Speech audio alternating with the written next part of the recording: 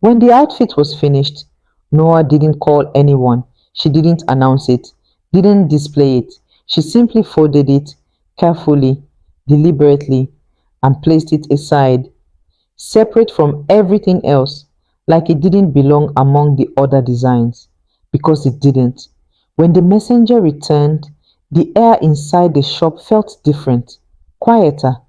He didn't speak immediately. He just looked at the folded fabric resting on the table.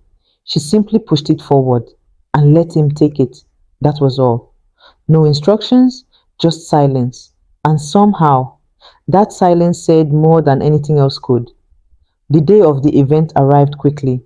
Chief Adewale, confident. When he stepped out of his car, all eyes turned to him, as they always did.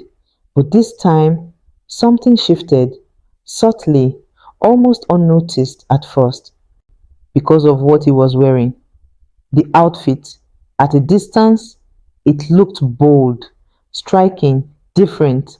But the closer people looked, the harder it became to understand. The fabric carried deep, layered colors, rich reds that seemed to move under the light, dark tones that absorbed attention instead of reflecting it, and patterns, unusual.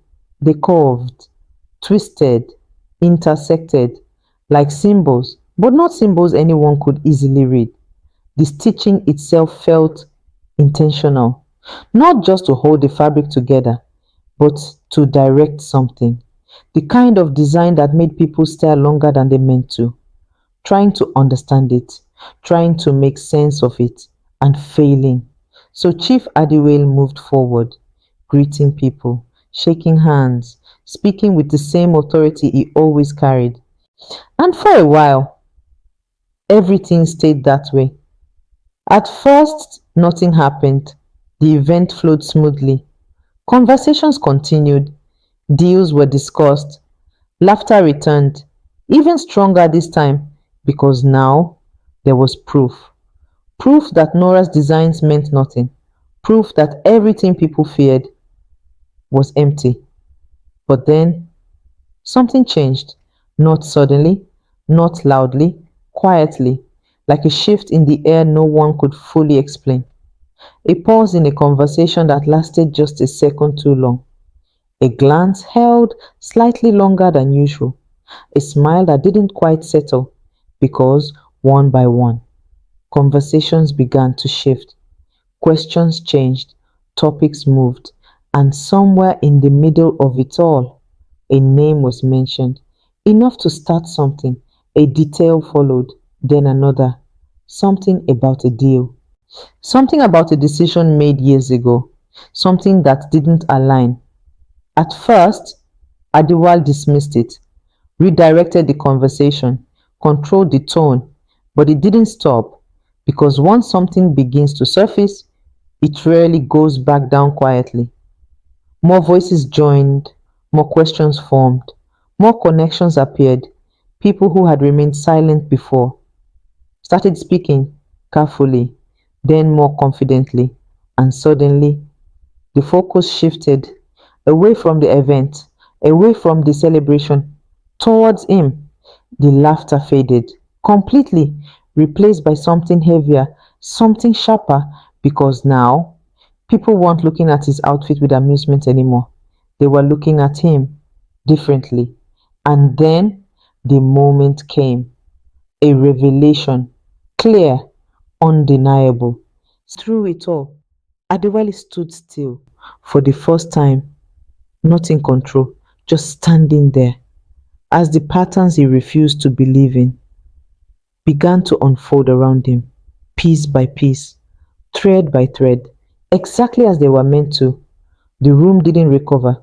It broke, not all at once, but in pieces, small fractures at first, then deeper cracks, until everything that once held the moment together gave way.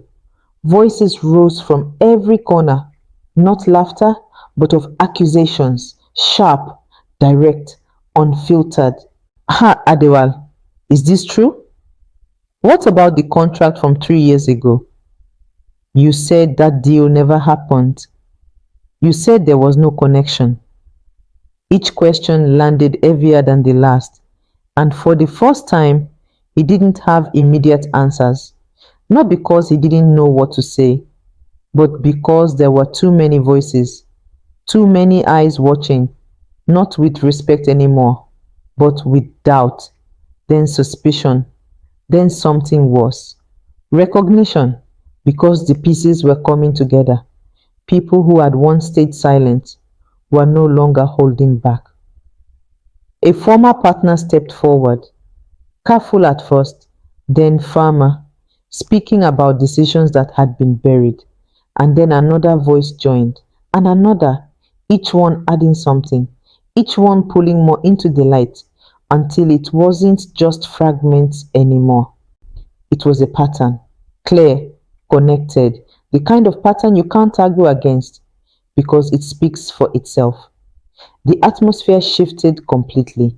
Cameras turned, phones lifted, messages sent out faster than anyone could stop them.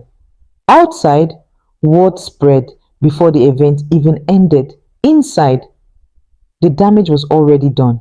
Reputation, something built over years, piece by piece, was unraveling in real time, and there was nothing he could do to hold it together.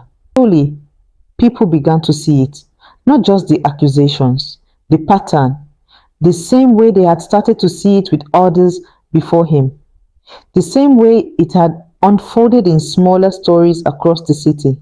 Only this time, it was bigger, louder, because the symbols on the fabric was not just a design. This was a map. Nora didn't do this.